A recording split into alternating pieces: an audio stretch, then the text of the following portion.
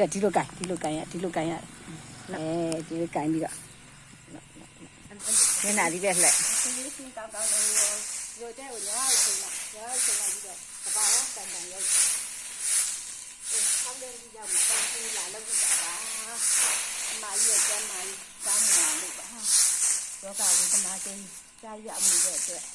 ကြောက်ပြင်းအောင်လို့အားကြောင့်ဒီကောင်းကြီးလာလောက်ပြီးလာဒီလာပေါ်တော့ရ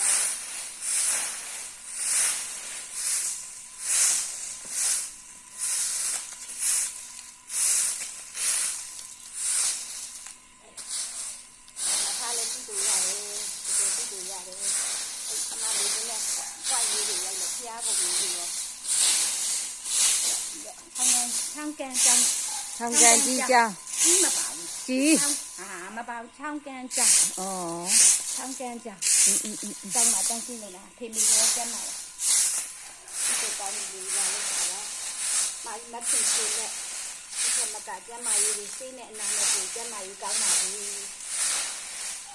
လိုကြည့်လို့ရတယ်ဒီတော့ကျန်စင်ကမာရေးဆိုမာရေးကျမ်းမာရေးကောင်းပါဘူး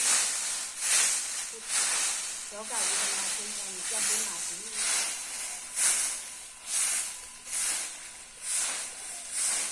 ဒါရီ